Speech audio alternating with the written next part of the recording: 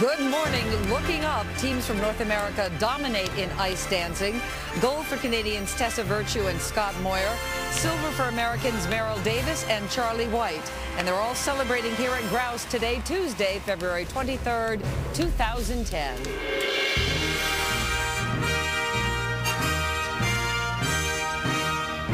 From NBC News, this is a special edition of Today at the Olympic Winter Games with Matt Lauer and Meredith Vieira, live from Vancouver, British Columbia.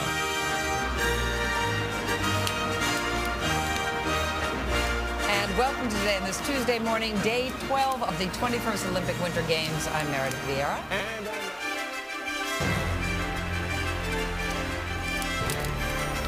8 o'clock now on this Tuesday morning, February 23rd, 2010, and welcome back to Grouse Mountain, high above Vancouver, our home away from home during these Olympic Winter Games. I'm Meredith Vieira, along with Matt Lauer, Ann Curry, and Al Roker, and Natalie Morales. She is the heavy favorite to win the gold, reigning world champion. Tremendous amount of pressure on her, right, for a 19-year-old girl. Extraordinary. I've never seen pressure like that. Type of scrutiny with Midori Ito in 1992 at the Japanese. You know, she was the country's hope for the gold medal that year. And the Japanese have two competitors in this Olympics that they're counting on to hopefully medal. And the first one, let me go through both of those, Mao Asato and Miki Ando. Starting with Mao Asato, she learned a triple axel for the first time when she was just 13. Too young for Torino. Now she's in. U.S. women have an amazing track record in this competition. Since 1968, they have medaled in every winter game. We have two women we're focusing on here, Rachel Flatt and Mirai Nagasu. Dorothy, I know that you mentor Rachel. What is her mindset going into tonight? Oh, I think it just started to hit her 2 days ago. Do it.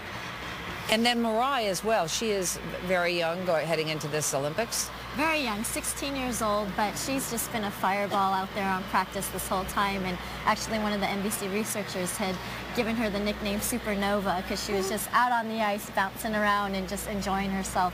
So, you know, I think both American girls, Rachel and Mirai, can get on the podium because they are here to just, you know, get out there and wow the crowd. But they both have sort of lowered expectations. They both said this is, you know, their preparation for the next Olympics, essentially. Smart for them to say that. That's what they say, but don't forget Sarah Hughes in Salt Lake City, who thought, you know, she was maybe a medal, maybe just happy to be there, and walked away with the whole thing right.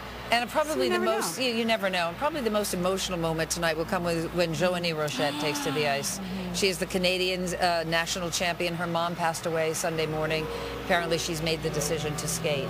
As she should. I mean, this is for her mother, I guess. I just can't even imagine what it would be like.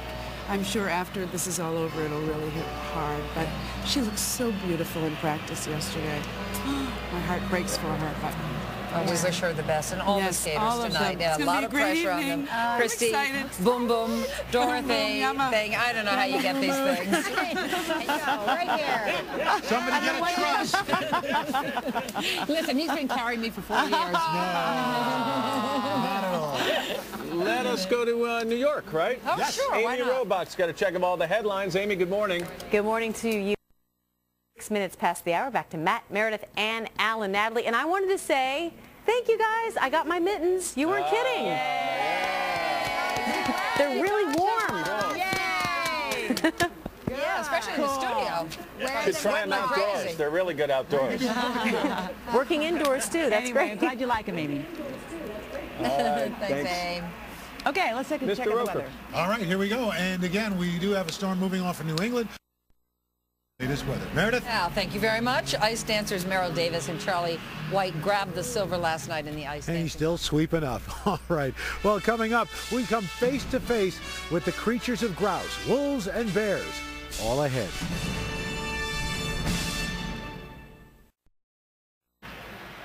Welcome back to Grouse Mountain. In addition to being a ski resort, this place is also a natural refuge for some very lucky animals. We've got today's Sarah Haynes now joining us with more on this story. Hey, Sarah. Hi, Ann. Don't look now, but 2 grizzly bears and 3 gray wolves call this mountain home.